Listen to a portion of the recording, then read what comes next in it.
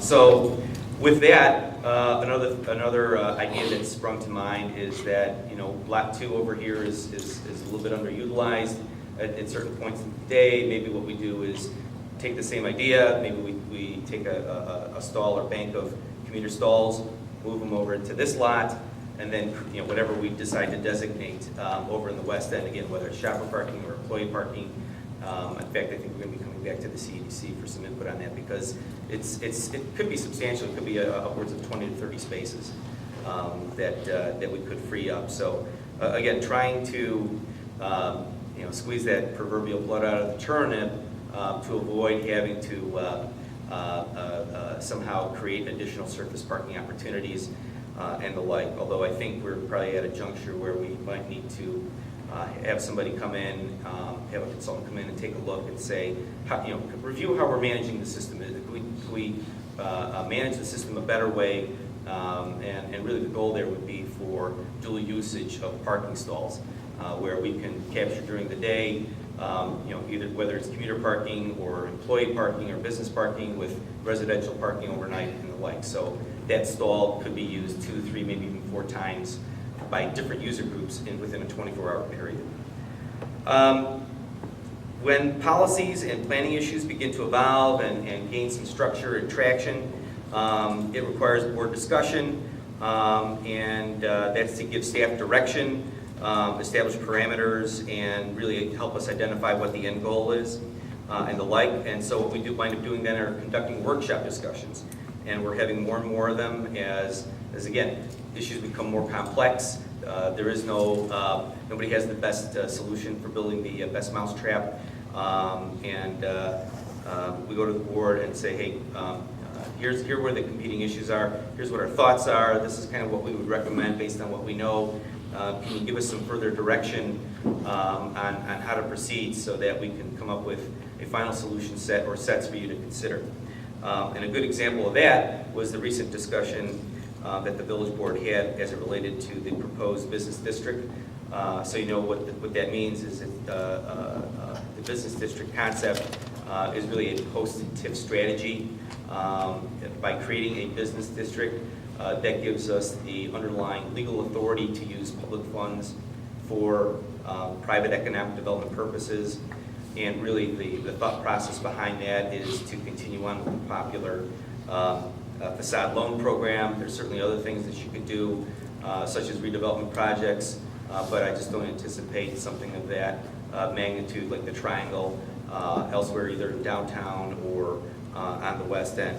But it's something that is on the board's radar for is something under economic development that we need to go back to. We had one discussion on it, and the board, again, at that time bifurcated it between 2 issues. One was the business district itself as a strategy, and the other one being assistance to the LGBA. The LGBA has kind of grown and matured as an organization that they can no longer, as volunteer business owners, commit the time and resources to conducting a variety of marketing and promotional events, and so they really need either part-time or full-time staff to do that for them, or engage an event planner to do that for them.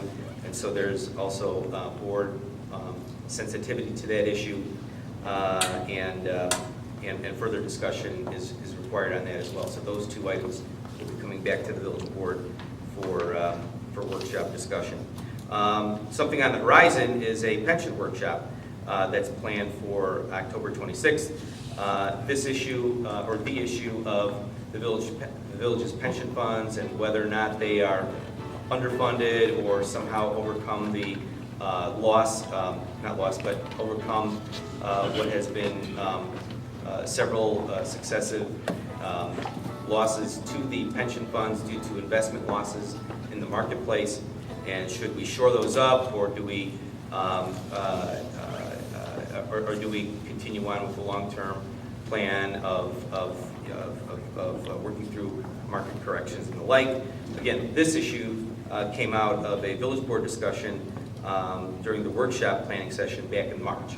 And it's just another example of how trustees initiate things, and it's supported by the group, and then a subsequent workshop discussion is planned. Sometimes these interactions between the manager and the village board are in the form of a task force. You'll have 2 trustees as liaisons to a committee that are there to represent the collective thought of the village board. Sometimes that happens with developers. I think most recently it happened with Grange Point when there was a proposed sale from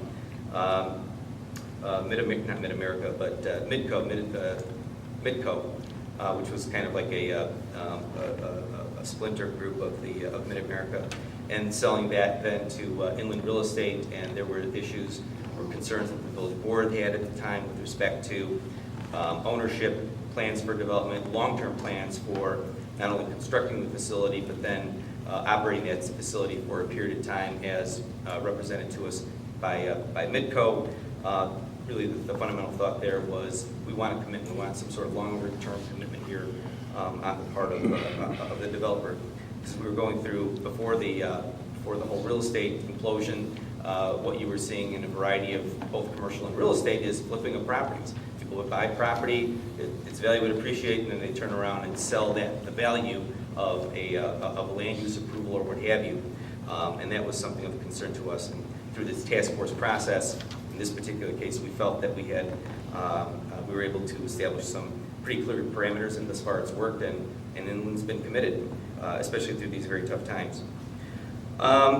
Let's see, other opportunities in which finally the last way the board, the manager and the board interact are at board meetings. Board reports are prepared and generally vetted by the time they get to the village board. I mean, especially on more routine things like a award of contract or an ordinance and the like. Questions are asked, points are considered. It's a function of the budget process where the board has a general understanding of what's being proposed and the like.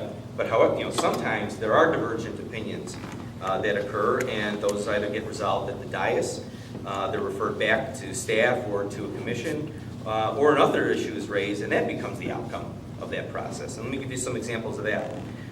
First one is the zoning code amendments that we had from a couple of years ago. The board considered about a dozen amendments proposed by the Plan Commission, and I think one of the more, not controversial, but it was a new standard. It was the maximum lot coverage standard. Heretofore, the village did not have a standard which could prevent somebody from literally paving their entire lot. And that's separate and apart from the idea of a maximum building coverage, which is how much impervious building surface covers the lot.